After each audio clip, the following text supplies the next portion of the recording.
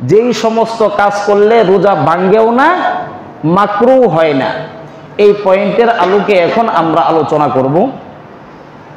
Number 1, রোজা রাখা অবস্থায় যদি কোনো ব্যক্তি মেসওয়াক করে, আর এই মেসওয়াকটি সে শুকনো ডাল দিয়ে হোক অথবা কাঁচা ডাল দিয়ে হোক, দিনের যে কোনো সময়ই মেসওয়াক করুক, এতে করে ওই ব্যক্তির রোজা মাকরু হবে না, রোজা ভাঙবেও না।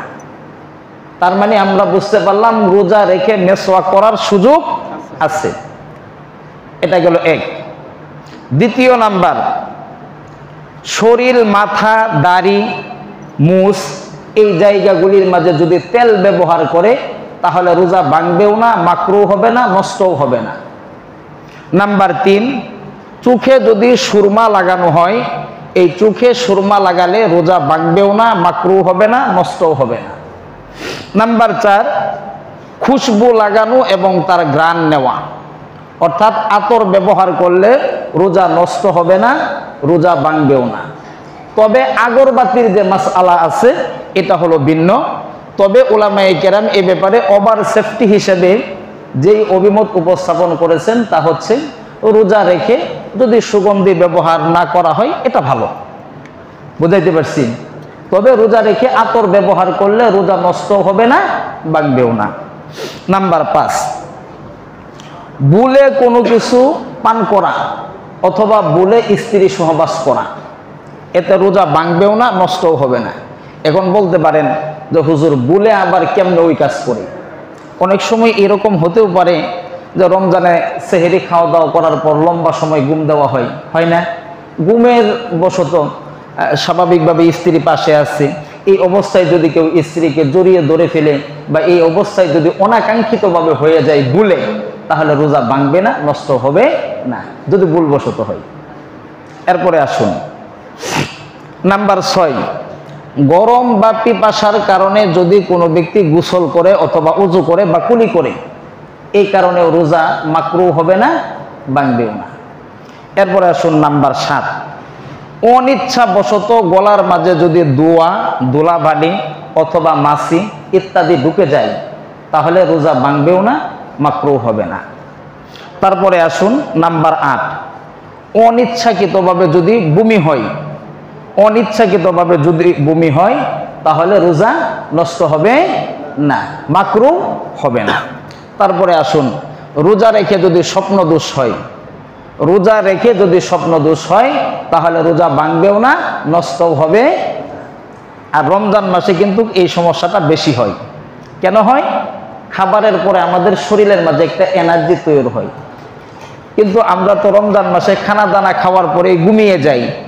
এই এনার্জির যে ইয়াটা রয়েছে, পাওয়ারটা রয়েছে, এটা তখন আমাদের শরীরের মাঝে অন্যভাবে গিয়ে ক্রিয়া বিক্রিয়া প্রতিক্রিয়া ঘটিয়ে আমাদের মাঝে স্বপ্নদোষ হয়ে যায়।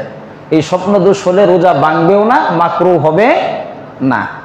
এরপরে আসুন মুখে যদি থুথু আসে, মুখে থুথু আসলে এই থুথু যদি গিলে ফেলা হয় তাহলে রোজা ভাঙবেও না, নষ্টও হবে না। পরবর্তী আলোচনায় আবার আসবে থুথু যদি কেউ জমিয়ে ফেলে, একটু পিপাসা লেগে গেছে, গলা শুকিয়ে গেছে, অনেকক্ষণের থুতু জমিয়ে একটু পরিমাণ বেশি করে তারপরে যদি গিলে ফেলে তাহলে সমস্যা হবে। এই সমস্যাটা মাকরু হতে পারে, রোজা ভেঙে যাওয়ারও হতে পারে। কিন্তু স্বাভাবিকভাবে মানুষের মুখে যেই থুতু আসে সামান্য পরিমাণ, এটা যদি কেউ গিলে ফেলে এটার জন্য রোজা ভাঙবেও না, নষ্টও হবে না। আর বারবার যদি রোজা রেখে থুতু ফেলানো হয়, কিছুক্ষণ পরে তো এমন অবস্থা তৈরি হবে তখন তো আর গলা খুঁজেই পাওয়া যাবে না। ঠিক আছে না? এটুকু সুযোগ ইসলাম আমাদেরকে দিয়েছে, সকলে বলি সুবহানাল্লাহ। এরপরে আসুন রোজা রেখে যে কোনো ধরনের ইনজেকশন যদি গ্রহণ করা হয়, টিকা যদি নেওয়া হয়, টিকা নেওয়া হলে, ইনজেকশন নেওয়া হলে রোজা ভাঙবে না, মাকরু হবে না।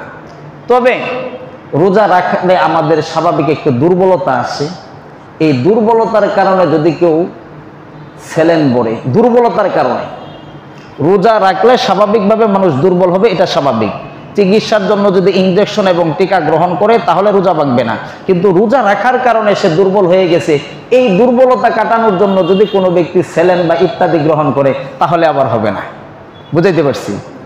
এরপরে আসুন রোজা অবস্থায় দাঁত যদি উঠানো হয়, রোজা রাখছে কিন্তু দাঁতের ব্যথা হোক বা যে কোনো কারণবশত হোক রোজা রেখেছে কিন্তু দাঁত উঠানো হয়েছে, এই দাঁতের উঠানোর পরে যে রক্ত, এই রক্ত যদি গলার ভিতরে না যায় তাহলে রোজা ভাঙবে না। এরপরে আসুন, যদি কোনো ব্যক্তিকে রোজা রাখা অবস্থায় সাপে কামড় দেয় তাহলে ওই ব্যক্তির রোজা ভাঙবেও না, নষ্টও হবে না। নাম্বার 16, পান খাওয়ার পর ভালোভাবে মেসওয়াক করেছে, ব্রাশ করেছে, কুলিও করেছে, কিন্তু জিহ্বার মাঝে একটু লাল রং পান খাওয়ার পর থেকে যায় না, এই থুথু যদি লাল হয়ে যায়, এটা যদি প্রবেশ করে তাহলে রোজা নষ্ট হবে না।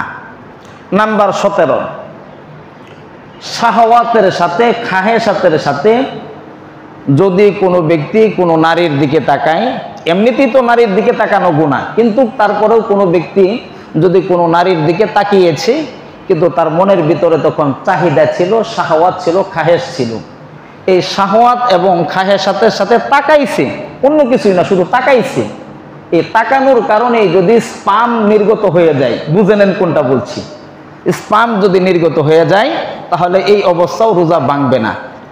মাসালার মূল পয়েন্ট হলো তাকাইছে, যদি কোনো ব্যক্তি কোনো নারীর দিকে তাকানোর কারণেই তার স্পাম নির্গত হয়ে যায় তাহলে রোজা ভাঙবে না, কিন্তু যদি স্পর্শ করছে, ধরছে, তখন যদি বের হয়ে যায় তখন আবার সমস্যা, কিন্তু তাকাইলেই যদি কারোটা এরকম দুর্বল হয়ে যায় সেই ক্ষেত্রে মাসআলাটা ভিন্ন।